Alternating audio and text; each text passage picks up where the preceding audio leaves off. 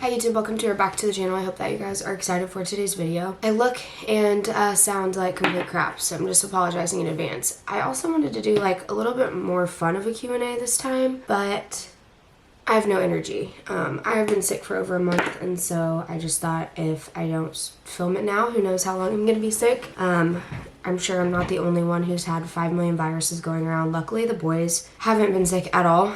It's just been me and Braxton, but unfortunately, I've had like 3 different viruses in a little over a month span, so I don't know what's going on. I've been super sick. I have a really bad immune system. I've had a bad immune system since high school. I get winded so easily right now. I've had a weak immune system since high school when I had mono, walking pneumonia, and strep throat all at the same time. Ever since then, my immune system has been terrible. You guys never disappoint on Q&A videos. I had close to 50 questions, so I'm definitely going to be splitting this into 2 parts because I want to be able to give you guys good answers. I don't like just doing a Q&A and, I don't know, being like, here's the question, here's a very short answer. I like to be thorough and explain and go into detail so that you guys have a good understanding of everything. And in my office filming, or soon to be office, it's getting renovated right now, as you can see. This was one of the last rooms that's in the basement that we have to get finished on the house. So my goal is within the next week or so, this will be set up really good to film, and yeah, it'll be cute in here. So I'm excited. I'm getting a new chair. I'm gonna get that for myself as my birthday present because my birthday is March 3rd. So I'm getting myself a birthday present, and I'm gonna get this really big comfy chair that I've wanted for years. I've been saving up money for it,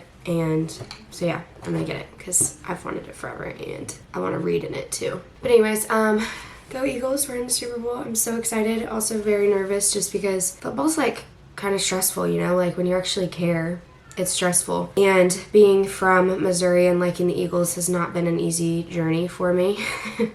People at work are crazy. Some of them are like actually really rude and awful about it. So I'm like, well, it's okay. We'll just see what happens because I'm just really hoping that we beat them so that I don't have a reason to be so mean anymore. But anyways, I have some questions that I wrote down from videos and then some that I had already wrote down while you guys were asking them on my phone. So I'll be answering questions from both. I did just want to do a bit of an update on everything going on. So like I said, I've been sick, which is why we've had no content coming out. I also started a new job and I freaking love it. I'm in love with it. So that has been the best and biggest blessing lately that I've had, and I just wanted to speak that positivity into the air so that you guys could be happy for that. The boys' birthday is coming up. They're going to be 4. I always put together an Amazon wish list of stuff. Please don't feel obligated to get anything on there, but I do update their Fuller Triplets wish list with stuff that is needs, like necessities. I don't try to put like too much of the want stuff just because I know that they'll get a lot from family and friends, but you guys do ask every single year around their birthday time if, you know, they have anything that they're wanting or needing, so I do always try to keep that list updated.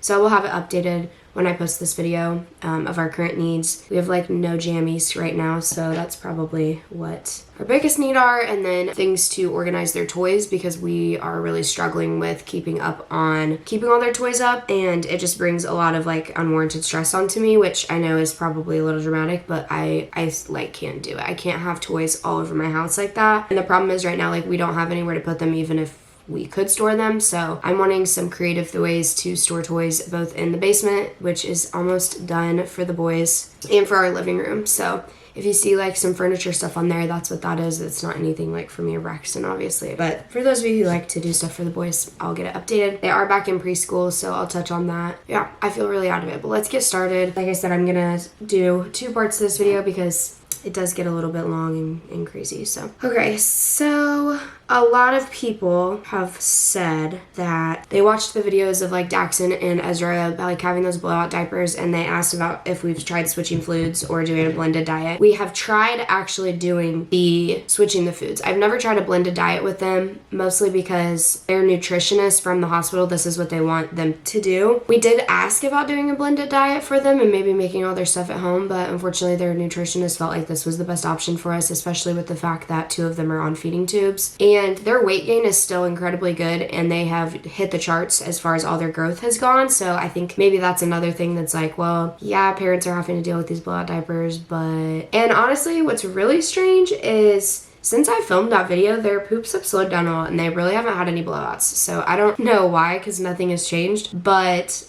I'm not mad about it. I'll take it. So they're doing a lot better with the blowouts. So we have tried switching foods many times, and it's always been crazy worse, like puking and diarrhea and stuff like that. So I got a question about, I've already touched on this once, but I wanted to bring it up again about people have asked like how we have so much money and why we like ask for things for our kids, or like why did we ask for stuff for our house if we have all this money.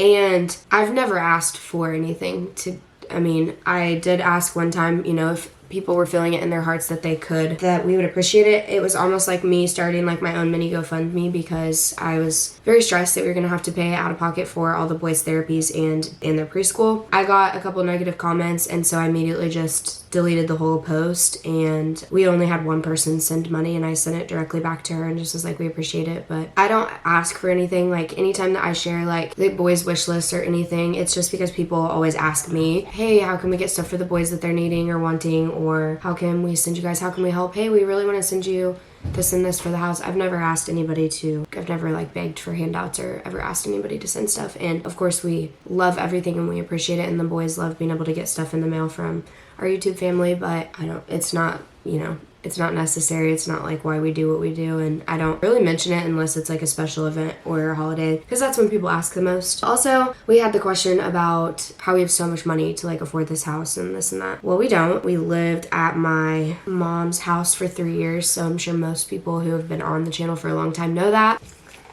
I'm struggling.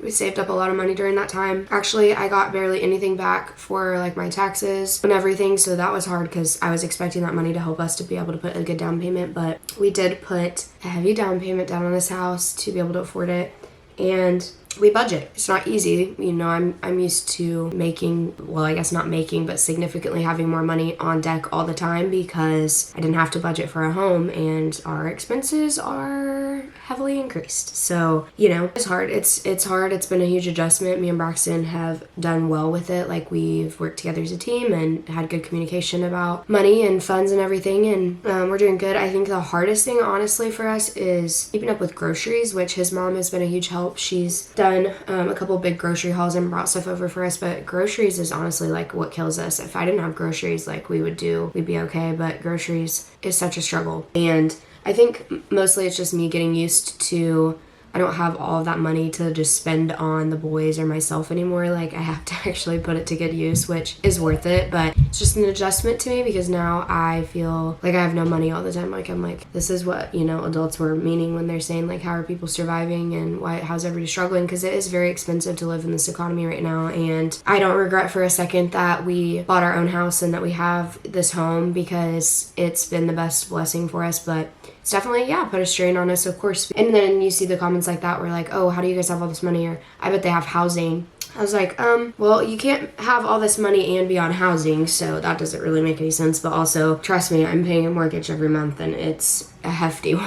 Like, me and Braxton obviously both pay it, but yeah, so I don't know. It's just, those comments frustrate me. People did ask about getting cribs or beds or like bigger cribs. So the problem is that really I don't want to get 3 new cribs because they're very expensive, because I know that they're going to be transitioning to beds soon. The only reason that we haven't switched to beds is because they're tubes. Like Daxon and Ezra can't get out of bed, so they have to be in an enclosed area. We talked about doing the Montessori floor beds, which my stepdad would hopefully want to make, but again, that's money, time. And as of right now, I don't know if people had said this or not, but they can still lay fully straight in their mini cribs comfortably. So I'm not like overly worried about that right now. And I don't know, not being like rude, but I know that my kids are okay, they're comfortable, they're safe, and that's like enough for me to feel confident about keeping them in that. Honestly, I think it'd be cool to have toddler beds. I think it'd be so fun, like changing up their room and not looking like they're, 4-year-olds sleeping in cribs.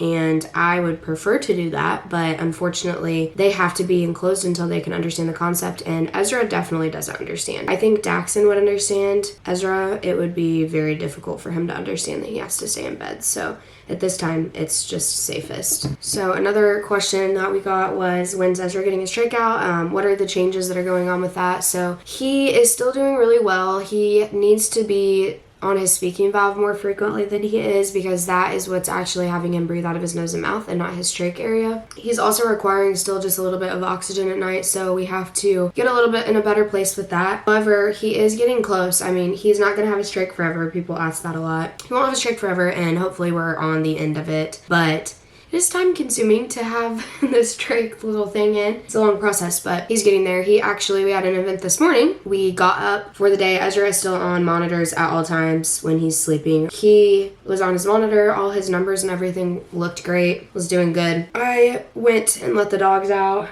and came back. This was this morning, getting up for the day. Braxton wanted to get the boys up and ready for the morning, and Ezra's trach had been out, and we have no idea how long it was out because his numbers were good. So his machines weren't alarming because he looked fine. His stats were normal, and we came in and he was just sitting there like, I don't know, I'm just chilling. So I tried to put his trach back in, and it would not go back in. It was stuck. It was not happening, and so I had Braxton we always have a smaller one that's a backup in case we can't get his original size one in. And I got that one in, but it took some shoving in. I called his team, his home vet team, and they were like, surprised that this has just now happened the first time with him. But, the more stable that these kids get, the more likely this is to occur because you don't know that their trach is out. And it can close really fast. So he had his trach out for an extended period of time. I have no idea how long that was. But luckily we have the smaller size one back in. We did not put his original one back in, and his team said they're going to consult with ENT tomorrow and go from there. So I don't know if that means he might have to have a minor procedure to stretch his trach site back out and get his normal one back in, or if they'll just maybe want to see him and evaluate him or what, but we'll see. So somebody asked about our nursing. So right now we have one full-time day nurse, Hey, and one-time night nurse, which is Jaylee. And well, I shouldn't say Jaylee is full-time. She technically is part-time, but she works almost full-time hours every week, usually 3 shifts. And then we still have our PRN weekend nurse, Paige. She hasn't worked in a while because she's been sick and busy too, but we don't have a lot of nursing help right now, unfortunately. Our nursing hours did get cut from 112 to 56, and we fought it. Our doctor got on and did a review call, and we got it back up to 80 something. So that is good. However, we still don't have enough hours to sustain the amount of nurses that I would like for us to have, so that sucks. But we're hanging in there. We're doing what we can. So I know somebody else asked a question about nursing on the other paper, but it was kind of a different question, so I'll wait to answer that until I get over there. But people asked about double diapers. So we do double diaper Daxon and Ezra for their blowouts. Lately they haven't been having them, so I've been putting their big diaper on first and then the smaller diaper on second, and a lot of the times in the morning I can just take the big diaper off and then put the second smaller normal size diaper on for the day because they haven't peed through them, so that's been good. Backpack for feeds. Why don't we do a backpack for feeds? Firstly, the amount of food that their bags are this big. It wouldn't fit in their backpack. The food would be way too heavy for them to tote around, and their backpacks already don't stay on as it is. They're not very coordinated to hold backpacks. So yeah, I do know they make feeding backpacks. We have some actually, and we've tried it in the past. It kinks nonstop. It gets messed up. I think sometimes people think these things in their head, which this isn't meaning negative towards whoever asked this, because it's been a comment before for sure. Sometimes things just sound good in suggestion, and then you put it to work and it does not work, and that's just one of those things that it causes us just way more stress, and it's way more of a pain than what we already deal with now. It sounds good in theory, but wouldn't go so well for us. Oh, somebody made a comment that was wow, you're really brave having all this light colored stuff in the house. And I kind of took it as a rude, I would never do that. But my kids are good.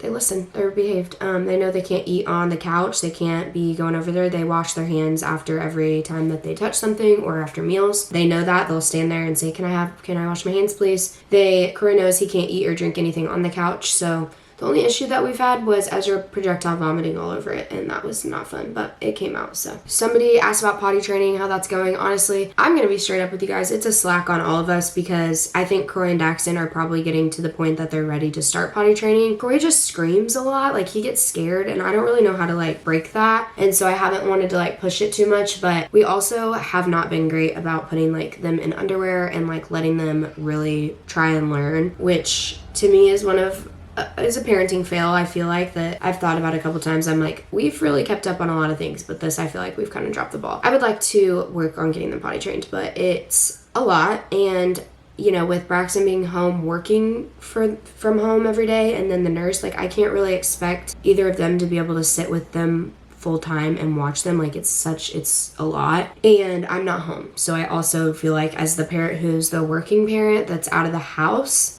I can't be like expecting that of them, if that makes sense. So I am willing to work on it on the weekends with them and stuff. And we actually just talked about it this morning, me and Braxton did, because we were talking about preschool, and we're going to try to work on it. But it's time consuming. It's a little hard. Somebody mentioned Ezra not being involved with things or feeling like that he looks like he's the black sheep of the family. And these comments used to really bother me because I like hate for the outside world to see it like that, but knowing just our family dynamic and kind of how Ezra is and how we are and how the boys are, these don't bother me as much anymore, because Ezra is in his own little world, but he is used to that. That's what brings him the most comfort. He doesn't like being around a lot of people. He doesn't like really interacting necessarily with me and Braxton a whole lot. He loves being with his nurses, and I think that is because he was in the hospital for 19 months and that was his comfort, was his nurse. And it used to really, really upset me and bother me, and now I'm to the point where I'm just thankful that he has a comfort, like he still has those things. To me, he doesn't know any different. We don't treat him any differently. He does the same things that all the other boys do. He hangs out in the same area that the boys do. He just doesn't want to be as involved with them as, they do with each other. And he, when I'm filming, the boys love to come and get on the camera. Ezra's he's just not like that. Like, he just is his own personality, and he does things a little bit differently, and I think that's completely okay. I understand how sometimes it can look like on social media that he, especially in YouTube videos, nowhere else really, but that he's kind of off in the corner doing his own thing, or he's over here, and it might kind of seem like, oh, poor Ezra, like he's not involved in anything, but Ezra likes it that way, trust me. Like, I try to get Ezra to do stuff and do crafts, like when the boys sit down to play with Play-Doh or do coloring pages. He does not want to do that stuff. He wants to go by himself, work on his flashcards, do things that brings Ezra happiness, and be done with it. So I let Ezra be Ezra. Somebody asked about if it bothers me that people like answer questions that we get on our videos for me, like speaking for me. Absolutely not. As long as it's something that they like know the answer to and they're not just like speaking for me, if that makes sense. Like, if it's an opinionated comment and they're asking me something and somebody else answers for me, I'm like, whoa, that's not true. But I actually really much appreciate when somebody's like, when's Ezra getting his trach out? Or why does that one's voice sound like that? That people can comment under and be like, Daxton has a paralyzed vocal cord, or Ezra's trach will come out eventually, it's not forever. I appreciate that because it makes my life easier and it helps people to be educated and understand without me having to repeat the same things 5 million times. It's not fair for me to expect that every single subscriber that comes to our channel has watched every video and is that educated. And so I don't like for them to not understand what's going on, but I also get exhausted with answering sometimes the same questions over and over, because it's like, oh, I've answered this in like 75 previous videos, but it's not fair for me to expect that, every subscriber is going to go watch all those old content videos either. So I think it's totally great and fine when my subscribers who know what's going on and have been around for a while, or even new ones who are just really educated on the stuff that people answer. It's great. We've had unfortunately lately, a lot of negative questions, or not even questions, comments about exploiting our children online and sharing their medical information. And I'd be lying if I said that I haven't considered this a couple times and questioned whether we're doing the right thing, and maybe I should not do YouTube anymore and not post our children. And honestly, like, I'm religious. I think God would lead me that way and make me feel that that's the way I needed to go if that's where I needed to be with my kids. Ultimately, I don't share a lot about the boys, and I think that's one misinterpretation, that people come to social media and they assume that because I make a video that's like our boys' current diagnoses and health issues, that's every single thing that they've struggled with or are struggling with, and that's not the case. There's a lot and lots of things that the boys have gone through that I haven't shared just because I feel like it violates them in some way, or it's just personal for, whatever reason. I don't feel like sharing that they have feeding tubes, that Ezra has a trach, that he has lung disease, how to care for G-tubes, how to care for trachs, educating people on trachs and G-tubes, educating people on our NICU experience. None of that to me feels like we're really exploiting our kids. I know that they are in front of the camera and they're on social media, and that to me is a personal preference. I understand that there are bad people in the world and that there are dangers of sharing your children on social media. However, there's bad people in the world regardless. And I think if I live in such a bubble of fear like that and worry about all of the bad people in the world and what the bad people are doing, I would never leave the house and my kids would stay in a little bubble with me. You know, there's children's predators all over the place. There could be a predator at your kid's school that you don't know about. I mean, God forbid, but like, to me, the what ifs and the they could be doing this is not enough for me to not come on here and spread awareness of being a medical mom and a NICU mom and a triplet mom and all the people that we've been able to help. I mean, the comments that I get that tell me that, you know, they've watched my videos and their kid's about to get a trach, I just had a new one, and that we keep them going and we have educated them so much, like, those are the things that keep me going. And I think that the boys are going to find that amazing one day, that they've touched so many people's lives and how many people have loved and cared for them along this journey. And honestly, at the very end of the day, if you want the real answer, they're my kids. So unfortunately, everybody has different ways of parenting. Everybody has different opinions on what they can or should or shouldn't do with their children. My kids are extremely loved. They're very well taken care of. Sorry, video is so long. I ran out of memory. They go to school every day. They are protected. They're safe. I don't share everything and I don't share them in vulnerable states. And I don't think, you know, sharing certain pieces about their medical information makes me like exploiting my kids. I just don't find it that way. That's fine. If some people are more comfortable not posting their kids on social media, I'm more power to them. Like, that is great for them and that's their decision. And I personally, I think that's great too. I don't see an issue with people who don't want to share their kids on social media, but I don't like the shaming of what other people decide to do with their family. And I think a big portion of it that people assume is that, like, oh, well, you guys just share all your, like, you share your kids for money. Previous to now, I made a pretty decent living off of social media, and I had a manager, I had brand deals, I had sponsorships, and so I was forced to make content. I couldn't choose to make content or not make content. I haven't had a brand deal in over a year now. I haven't had a manager or any sponsorships or anything. I make very little passive income off of YouTube, but I continue doing it because of the original reasons I started doing it. Of course, like, I was super blessed with being able to have an income and stay home with my children. And again, I think that they're going to appreciate that mom grew such a, you know, a community and helped so many people by sharing our journey and documenting it. Like, it's going to be so cool for them to get back, you know, go back and look at all of the things that we've been through and all the things that we've done. And I just have a hard time thinking that they're going to be like, I really wish that you wouldn't have done that. But if they do, I hope that they understand that I did what I felt was best at the time and that I always protected them and took care of them. And sharing their journey was what allowed me to stay home with them for 3 years and be a stay-at-home mom with them. And that's huge. So I think, you know, it's a personal opinion and that's totally fine. Everybody has their opinions on it and that's okay, but shaming somebody else for how they choose to raise their children will never be okay with me. So if that is something that you do, then maybe our channel is just not best for you. Okay, I'm gonna answer just a couple more and then I'm gonna have to do a second video because, like I said, you guys ask a lot of really good questions. Somebody asked why I wanted to work in prison, or like what is wrong with me for wanting to work in prison. I love working in prison. I love helping people. I love what I do. I've shared previously that I was an institutional activities coordinator and then I was an institutional parole officer and now I'm a case manager. I can't share a whole lot of things about, you know, I don't want to go too into depth to obviously protect myself and my, you know, population that I serve in my prison, but I'll share the things that I of course can with you guys.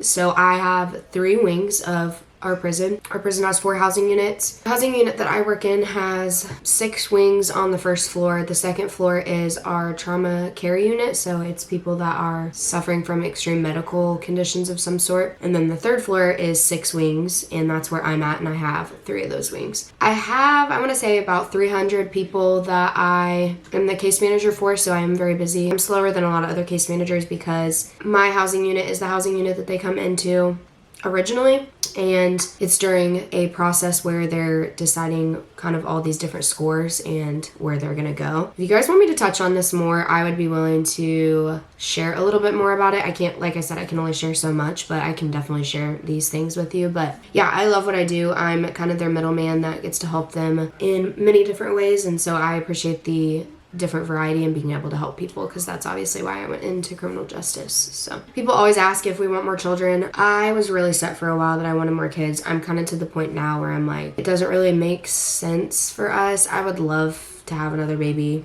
I really would, but I know Braxton like really doesn't want any more kids, and so it's kind of like I don't know. I really do want another one, but I also understand his point where he's like kind of traumatized from the triplets, and he says if he knew for sure we would have a girl, then he would try again, but we don't know that, so that's another thing. And not that I would be upset if I had another boy, but I don't really think I would see the need to have more kids if I was unless I was trying for a girl. I don't know. So that's kind of where I'm at with it. I don't think it's completely closed, but people asked a lot about like me and Braxton's relationship and how we keep our physical and mental health good, and like what dates we do are ideal date nights. So our relationship, it is really freaking hard, especially right now. Like we're just so busy, and I'm doing 5 million things, and so is he. I will say, for whatever reason, buying this house has been the best thing for our relationship. We don't hardly ever fight anymore. I'm talking like I can name on one hand, if that, how many times that we've fought since we moved into this house. That's crazy. I feel like for a couple, we've just had really good communication lately, and we've just, I don't know, loved one another and supported each other, and we just haven't fought. I think a lot of the things that I was picking fights with him about have been solved by us having our own space, and probably vice versa. So yeah, it's been going good, and we don't go on dates. We actually have not had a single date since moving into this house. And we just talked about that the other day. It was like we